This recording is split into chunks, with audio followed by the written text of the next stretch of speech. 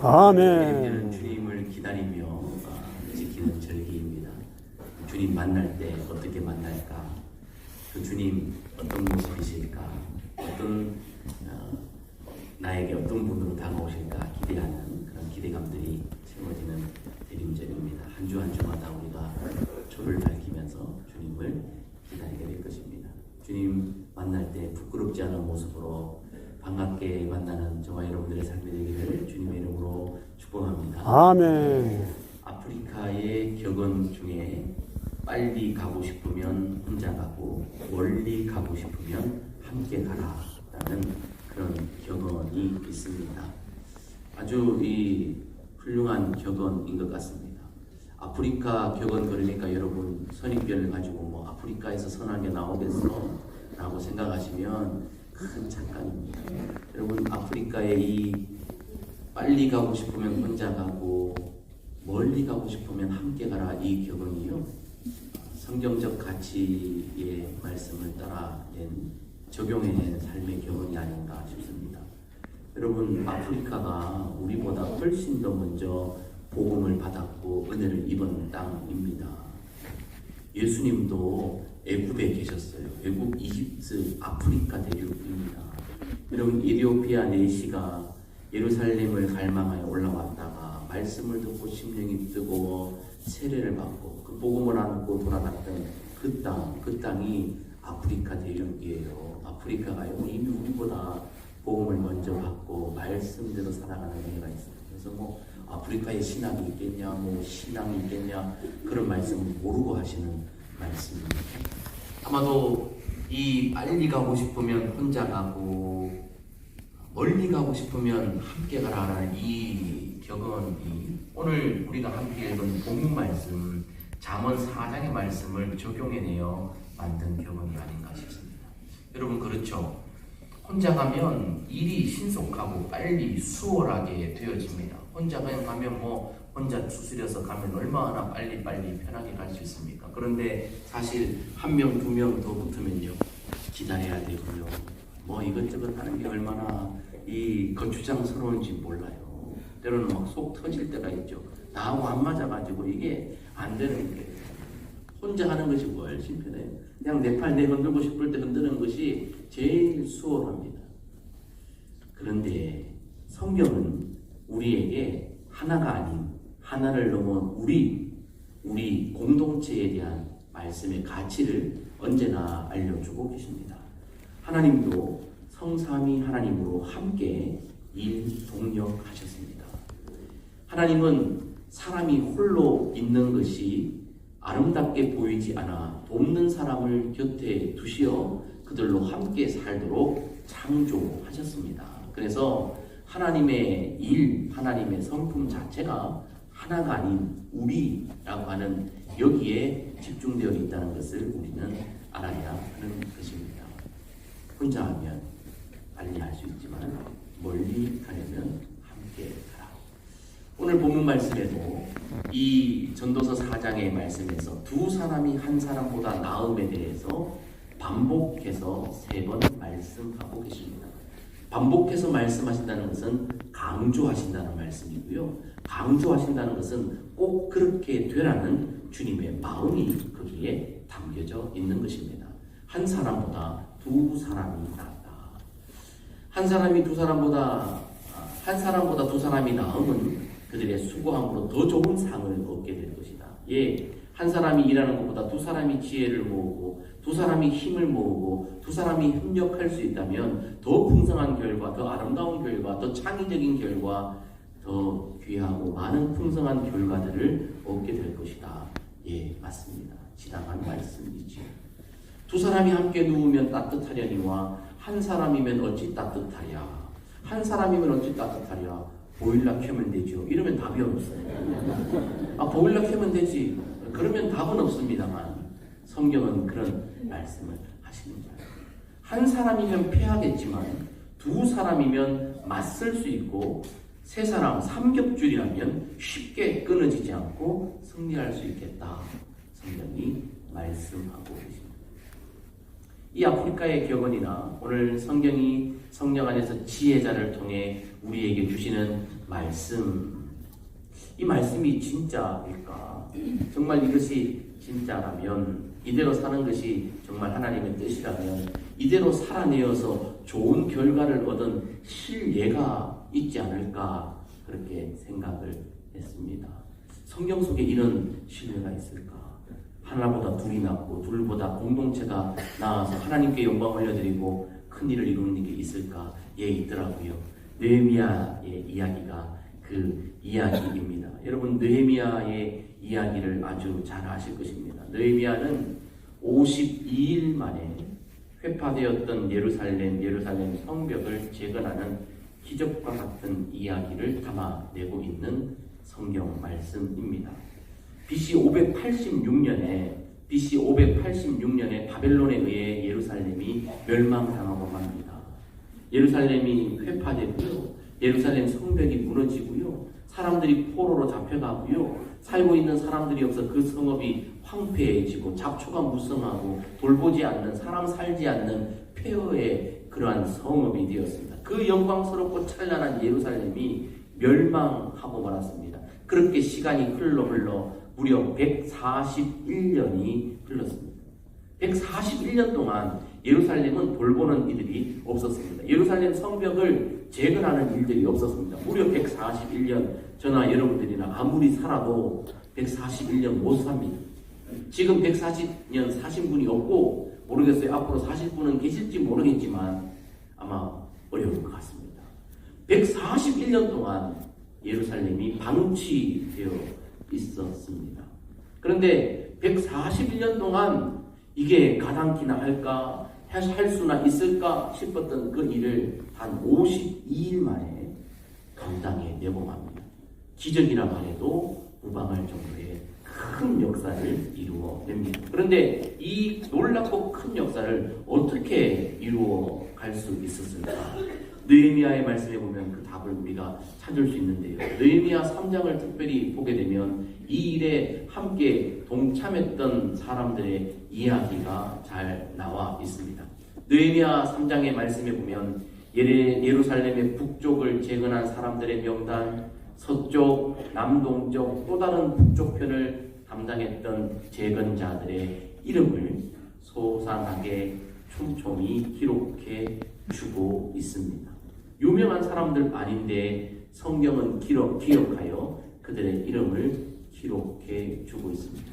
그들의 이름들은 여러 형태의 모습들로 우리들에게 전달되어지고 있습니다. 이 일에 참여했던 사람들을 보니까 첫 번째로 제사장 그룹이 이 일에 참여했음을 알 수 있습니다. 느헤미야 3장의 1절 말씀에 대제사장과 제사장들이 함께 일어나 양문을 건축하고 문짝을 달고 성벽을 재건하는 그 일을 성별하여 감당했다라고 말하고 있습니다. 이 기적과 같은 일, 하나님의 영광을 위해, 하나님의 도성을 위해 했던 이 일에 제사장들이라고 뒷짐지지 않았습니다. 여러분 한번 생각해 보십시오.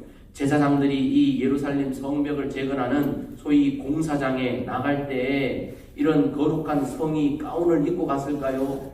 제사장이 에봇을 입고 갔을까요? 아니라고 생각되어집니다.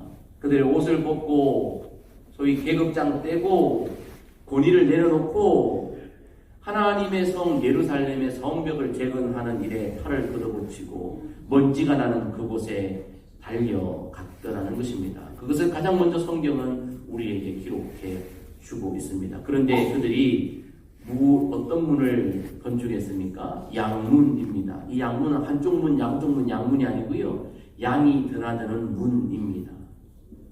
예루살렘의 양들이 왜 드나들까요? 제사의 제물로 들어가는 것입니다. 즉 예배를 위해, 제의를 위해 그들이 성별하여 그 일을 했습니다. 제사장들이 성벽을 지을 때 분문을 만들 수도 있고 말들이 다니는 그런 문도 만들 수 있고 사람들이 다니는 문도 만들 수 있지만 예배와 관련된 일들을 특별히 구별하여 했다는 일을 우리는 좀 주목해 볼 필요가 있습니다. 같은 일을 할 때라도 제사장들이 거룩한 예배와 관련된 일들에 함께 헌신해서 동참했다는 이 사실을 알 수 있습니다. 오늘날도 교회 공동체 안에 목회자들, 전임 사역자들, 이들이 권위의식만 가지고 거룩한 가운만 입고 뒷짐지고 있는 것은 아마 하나님의 뜻에 온전히 합당하지는 않은 것 같습니다. 함께 팔을 걷어붙이고 울고 먼지를 마시고 웃고 그 속에서 함께 땀 흘리는 그 일을 어쩌면 하나님은 기뻐하시는 것 아닌가 싶습니다. 막 속으로 아멘이 막 터져 나오죠. 너들도 해봐라. 근데 여러분 오늘 여기서 말하는 제사장 그룹 말입니다. 소위 레위인들 가운을 입은 아론의 자손들만 할까요? 아니요. 이 말씀 오늘 우리에게 확대해서 충분히 해석이 가능하고 적용이 가능합니다. 이 제사장들은 오늘날의 교회의 현실에 적용해 보면 오랫동안 성별하여 제사장처럼 귀하게 헌신했던 믿음의 선배들을 지칭하는 것이라 생각되어집니다. 소위 장로, 권사, 청춘을 다 바쳐 이곳에 제사장처럼 그렇게 사역했던 오늘의 우리의 평신도 사역자들, 그들이 바로 제사장 그룹이 아닐까요? 내 젊음을, 내 뼈를 갈아 넣어서 할 만큼 한 사람들, 충분히 평소에도 하나님의 일을 감당하고 열심을 다해 땀 흘렸던 사람들이 오늘날의 제사장들일 것입니다. 그런데 그들이 나 할 만큼 했어. 나 이제 그만해도 돼야. 내가 뭐 이제까지 했는데 뭘 또 해야? 라고 하지 않았다는 것입니다. 그들도 가운을 벗어내고 이미 할 만큼 다 했고 뼈를 갈아 넣어서 그 일들을 감당했지만 이 하나님의 영광을 위한 이 프로젝트에 빠질 수 없어서 함께 동참했다라고 그렇게 우리가 이해할 수 있는 것입니다. 오늘날의 제사장 그룹이 그런 그룹 아닐까요?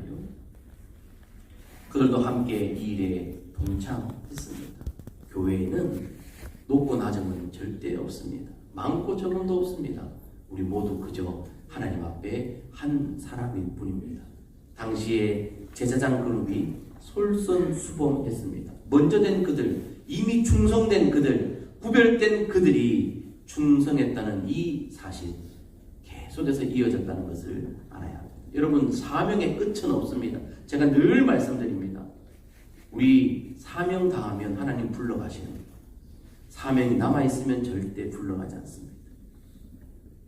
나는 더 이상 할 일이 없어 라고 하는 말은 무덤에 들어가기 직전에 있는 분이나 할 수 있는 말인 것입니다. 오늘 그들의 직임과 그들의 역할을 따라 제사장처럼 쓰임받았던 그들 역시 돌을 옮기고 성벽을 쌓는 이 일에 함께했다는 사실을 우리는 봐야 합니다. 두 번째 그룹들이 나옵니다. 두 번째 그룹 2절, 5절, 7절, 13절, 14절, 16절, 18절 말씀에 보면 각 지역에서 여러 사람들이 함께 올라와서 이 일을 감당합니다. 예루살렘으로부터 27km나 떨어져 있는 여리고에서도 올라왔고요. 15km 떨어져 있는 드고아에서도 올라왔고요. 19km 떨어져 있는 베술에서도, 24km가 떨어져 있는 그릴라에서도 사람들이 올라와서 예루살렘 성벽을 재건하는 이 일에 함께 한 마음으로, 같은 마음으로 동참했다는 사실입니다.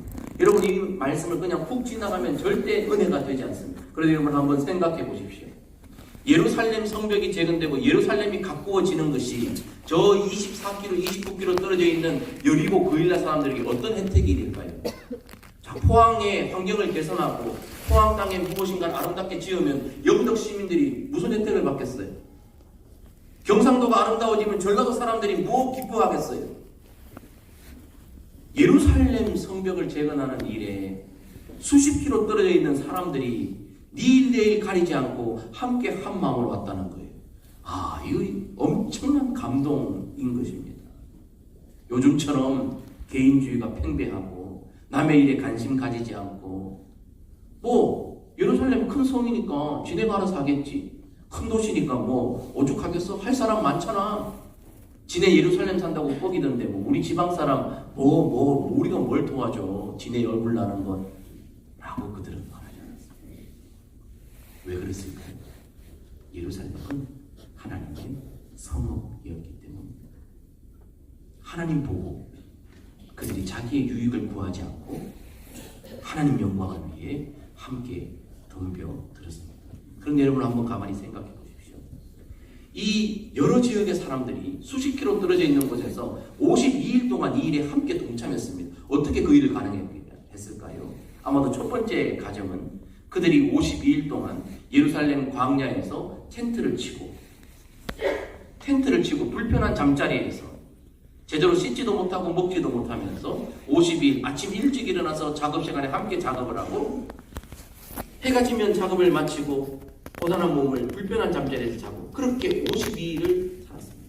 만약 그것이 아니라면 이들이 29km, 24km 되는 길을 하루에 3시간씩 4시간씩 오가면서, 오늘 말로 통을 하면서, 가는데 3시간 오는데 3시간 새벽부터 일찍 일어나서 그곳에 가서 일했을 것이다. 두 가지 추측이 가능합니다. 무엇은 방법으로 했든지 이들은 고생을 마다하지 않았습니다. 정말 감동적입니다. 예루살렘 성을 향해, 교회를 향해 먼 길 마다하지 않고 충성스럽게 예배의 자리를 지키고 그 일에 헌신을 하며 나의 불편을 마다하지 않는 이런 사람, 하나님이 감동하시는 거죠. 그래서 성경, 이 거룩한 성경에 한 장을 할애해서 하나님이 그 이름도 빛도 없는 그들의 이름을 하나하나 기억하여 기록해주고 계시다는 사실입니다. 너무나 감동적입니다. 이들의 헌신은 예루살렘 성에서 살던 사람들의 헌신과 가히 견줄 수 없을 만큼 놀라운 하나님의 기쁨이었을 것입니다.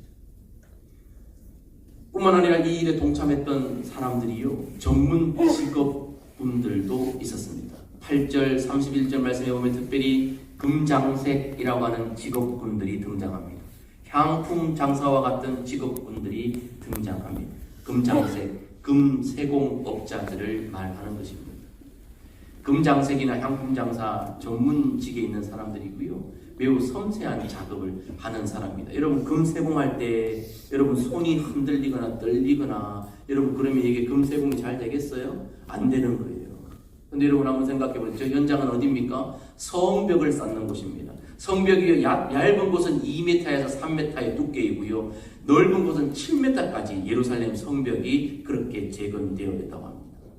이 성벽을 짓기 위해, 쌓기 재건하기 위해 무거운 벽돌을 들어야 되는 거죠. 돌덩어리를 들어야 되는 거죠. 같이 들어야 돼요. 여러분 한번 보세요.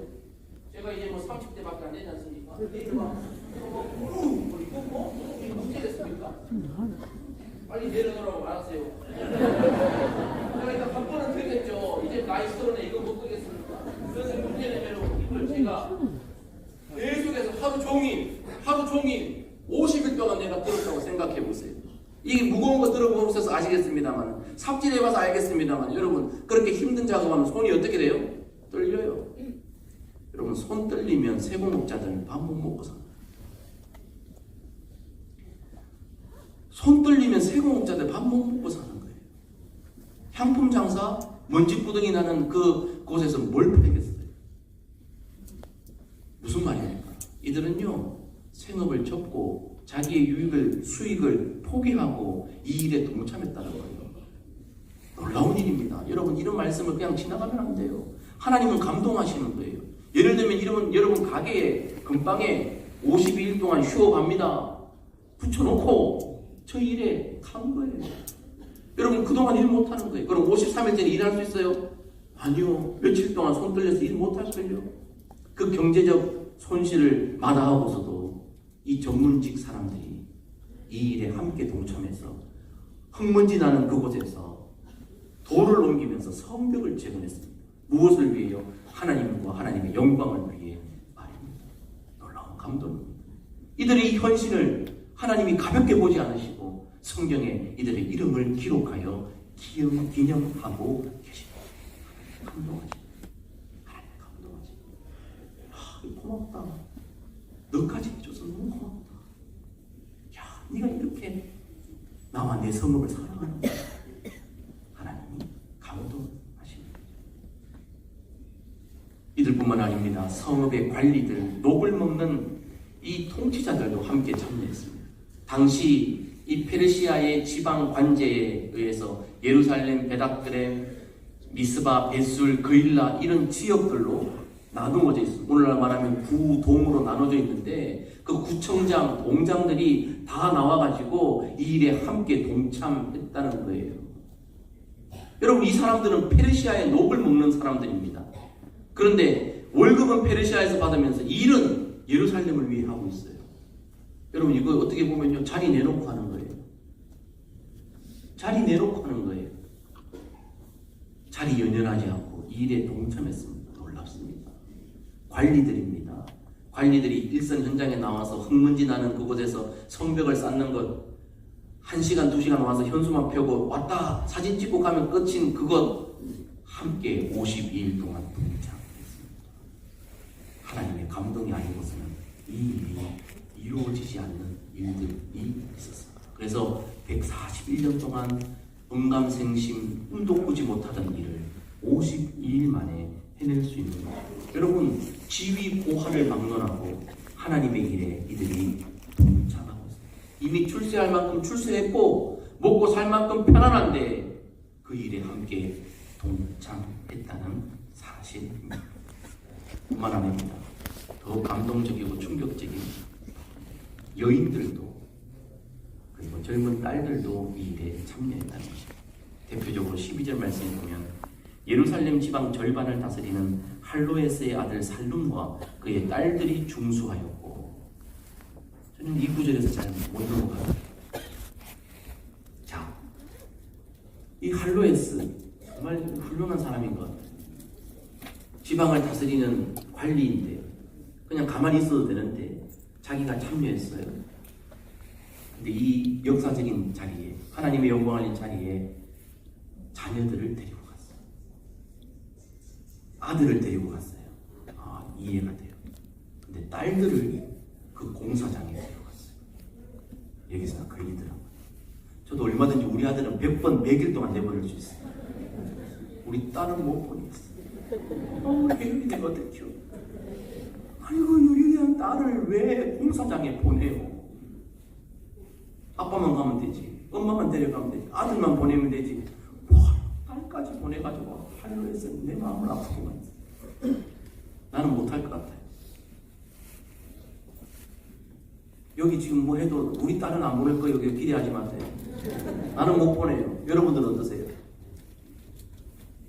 저 7m 되는 성벽을 쌓는 저 일에 공사장에 52일 동안, 그것도 한두 시간 나고 52일 동안 계속 여러분들의 옥역 같은, 금지 옥역 같은 딸을 보낼 수 있으니까, 야, 저는 할로에서 참 대단하다.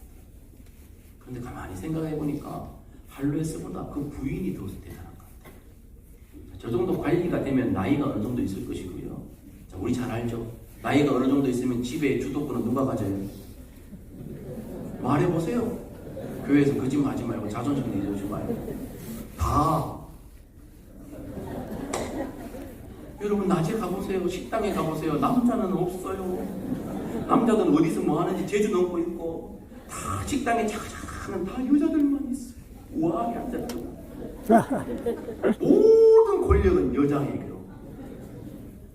여러분 할로에서 저 나이 때 아내의 허락 없이 아들, 딸이 공사장에 나갔을까요? 저 할로에서의 부인 이름 누군지 모르지만 저 아내가 위대한 엄마다. 엄마 아빠가 얘들아, 이 일은 우리 일생에 다시는 오지 않을 기회다. 예루살렘 성벽을 위해 우리가 헌신할 수 있는 기회다. 이 기간이 지나면 다시는 우리에게 오지 않을 것이다. 여기까지는 자리에 가자. 네가 돈 버는 것보다 공부하는 것보다 하나님을 위해 한번 헌신하면서 네가 영적 기쁨을 맛보는 것이 훨씬 더 나을 거다. 엄마 아빠가 그렇게 말하지 않았겠어요? 근데 그 일에 남편만 했을 때요? 아니요. 아내 동의 없이는 남편들은 아무것도 못해요. 부부가 함께 훌륭해요. 그런데 가만히 놓고 보니까 부부가 훌륭한데 아들, 딸이 더 훌륭한 것 같아요. 요즘 여러분 부모님이 아무리 옳은 말씀 하셔도 왜요? 내가 왜요? 그거 꼰대예요. 아이고 시대가 바뀌었어요. 이렇게 따박따박 말하는 우리 아들, 딸들 얼마나 많아요. 여러분들 집에도 하나쯤은 있죠? 그런데요, 아빠, 난 딸이에요. 아니 아빠만 잘난 척하면 되고 칭찬받으면 되지 나까지 왜 공사장에 데려가요? 라고 딸들이 말하지 않았습니다. 복수입니다. 딸들이 말하지 않았습니다. 야, 진짜 가정교육이 잘 됐고 마음이 하나 된 가정, 부모의 권위에 순종하는 자녀들이 아들, 딸 참 잘 키웠다 이런 생각이 들더라고요. 12절에서 진도가 안 나요. 아, 우리 아들, 딸이 이렇게 할 수 있을까?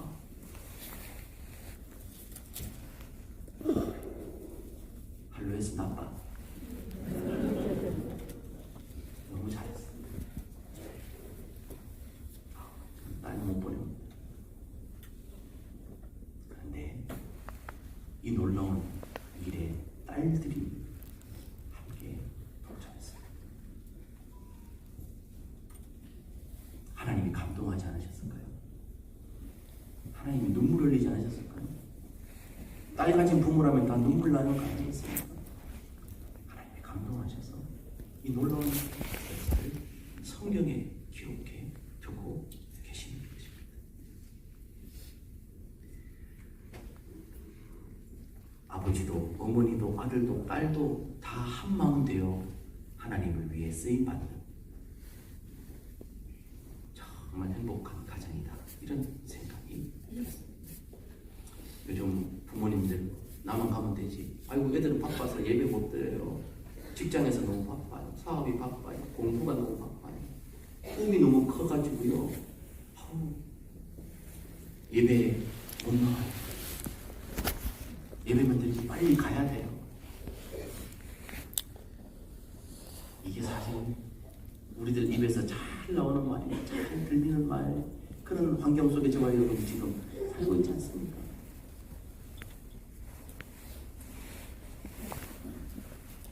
그렇게 해서는 이런 위대한 기적과 같은 일을 하지 않겠죠. 하나님은 무한 감동했을 것이다. 그렇게 생각합니다. 이렇게 남녀노소 지위 고하를 막론하고 모든 사람들이 한마음 되어 하나님과 하나님의 영광을 위하여 헌신했습니다. 이들의 헌신은요 유기적 연합입니다.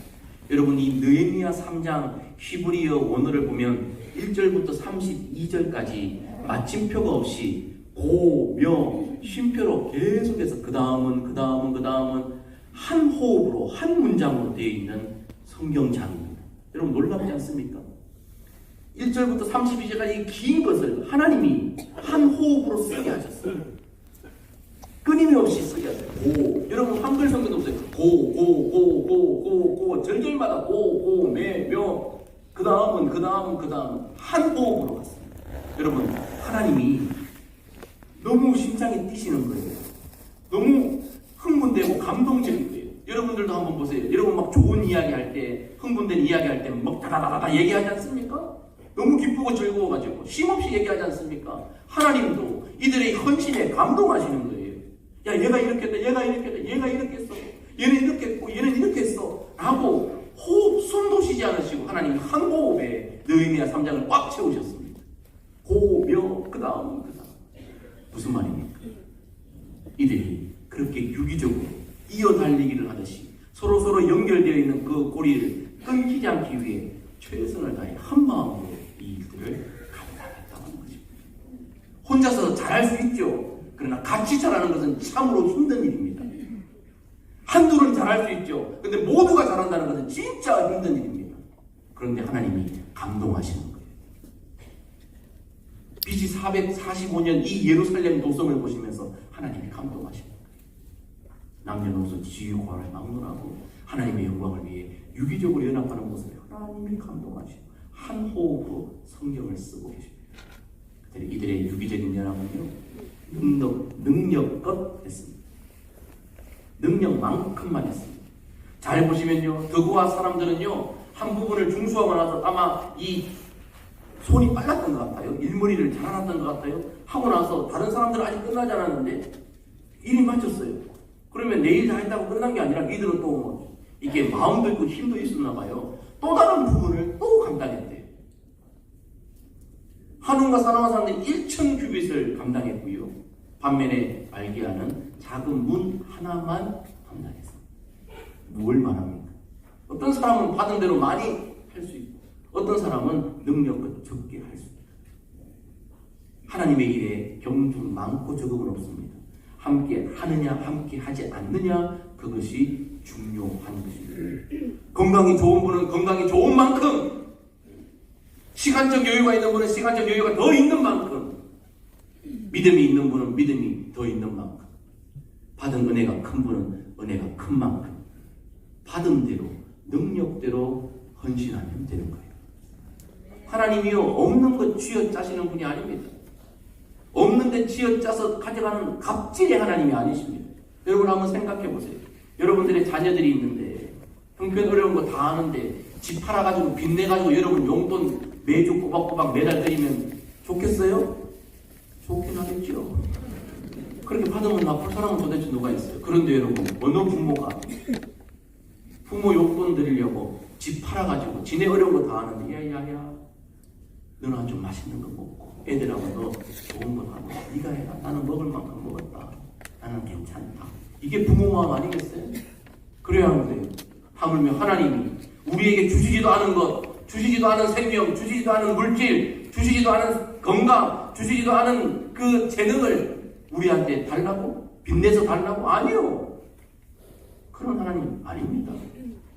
갑질 꼰대 하나님 아닙니다. 충분히 주실 만큼 주셨고 할 만큼 할 수 있기 때문에 요청하시는 거죠. 기대하시는 거죠. 받은 은혜만큼 헌신하는 거예요. 그런데 이 구절에서 안타까운 부분을 또 만납니다. 그런데 모든 사람들이 다 팔을 걷어붙이고 남녀노소 할 것 없이 하나님과 하나님의 영광을 위해 헌신하는 이때에 3장 5절에 옥의 티가 있습니다. 그 다음은 드보아 사람들이 중수하였으나 그 귀족들은 그들의 주인의 공사를 분담하지 아니하였으며 드보아의 귀족들은 뒷짐지고 있었습니다. 우아하게 폼만 잡고 있었습니다. 나하고 안 맞아. 나는 공사장하고 안 맞아. 나 힘 못 써.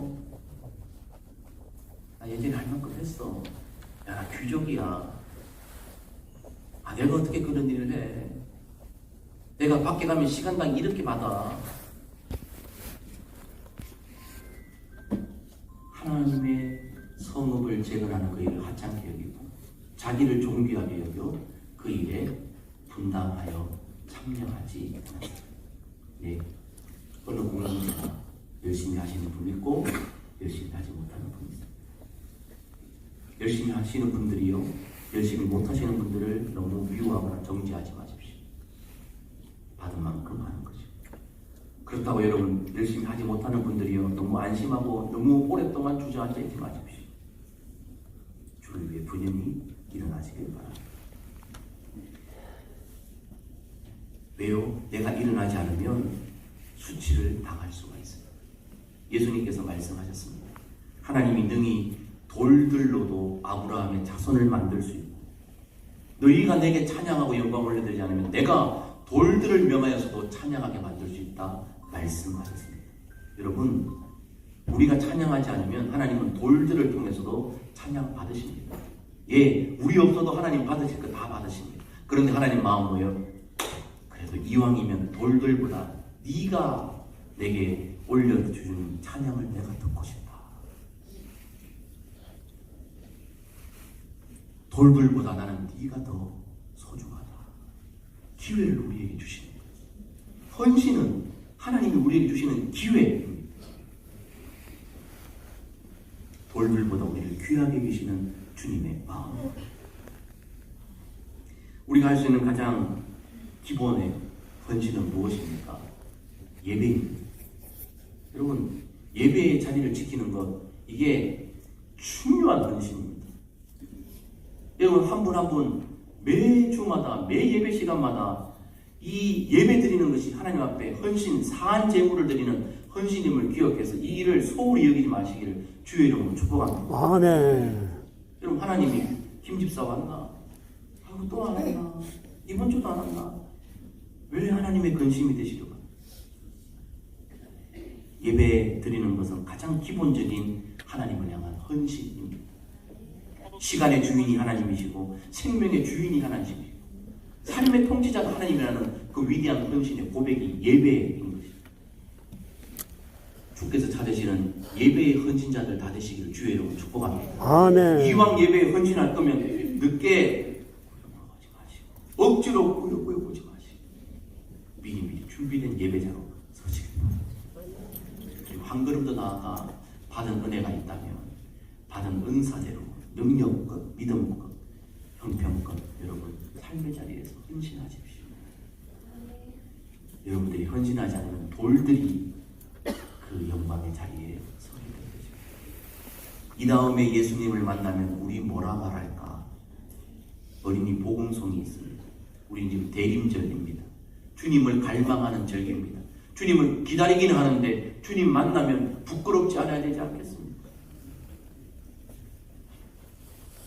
오늘 이 주님의 부르심에 반응할 수 있는 저와 여러분, 공동체에 소속되어 있는 성도들이요, 두 사람이 한 사람보다 낫습니다.